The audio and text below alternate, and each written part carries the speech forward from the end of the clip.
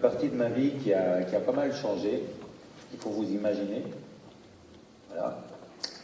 Imaginez que vous puissiez partir à l'aventure, que vous puissiez partir seul, en famille ou avec des amis, que vous puissiez partir à travers les forêts, les montagnes, que vous êtes capable de faire 200 km à vélo, vous êtes capable de nager 3 km, vous êtes capable de faire 30 tractions à la barre. Ça, c'était moi avant le 31 juillet 2013.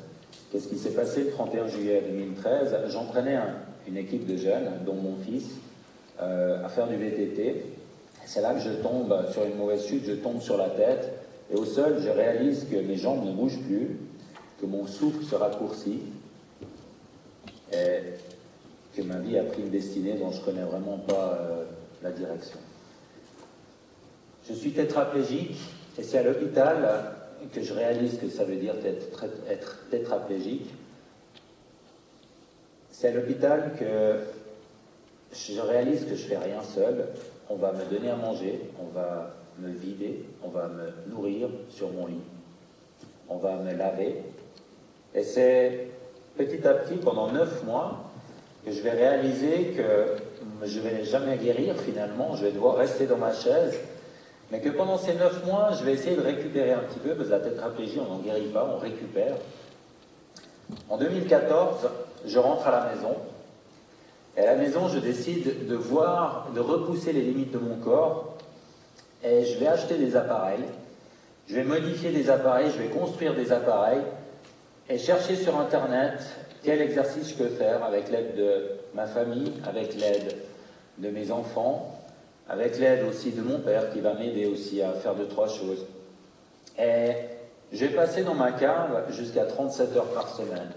37 heures à faire des exercices, vous allez certainement vous dire que je suis fou. Je le pense aussi. À cette époque-là, pendant ces 37 heures, je vais commencer à réfléchir, à me dire il faut absolument que je sorte. Et c'est là que, surtout dans cette cave, j'ai commencé à réfléchir sur la pertinence d'avoir le mouvement combiné des bras et des jambes ensemble.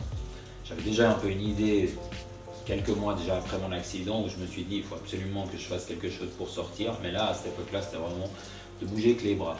Et dans ma cave, vraiment née l'idée de bouger les bras avec les jambes.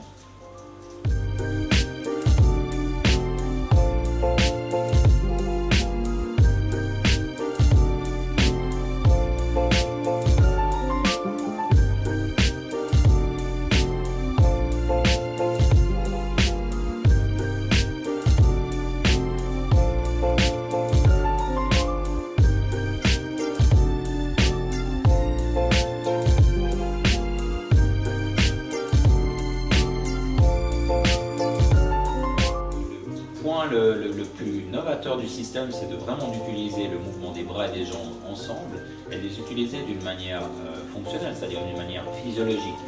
Qu'est-ce que j'entends par physiologique?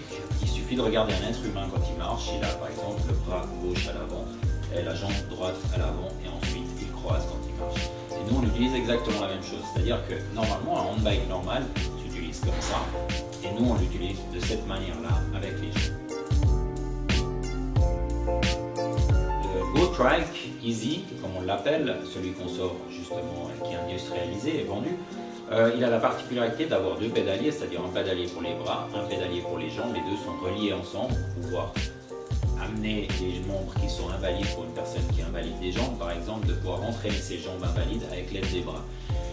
Ce GoTrike permet d'aller dans la nature et en plus il a une aide de moteur électrique qui permet justement de faciliter le déplacement d'une personne qui est déjà touchée dans son corps au niveau de la moelle épinière par exemple.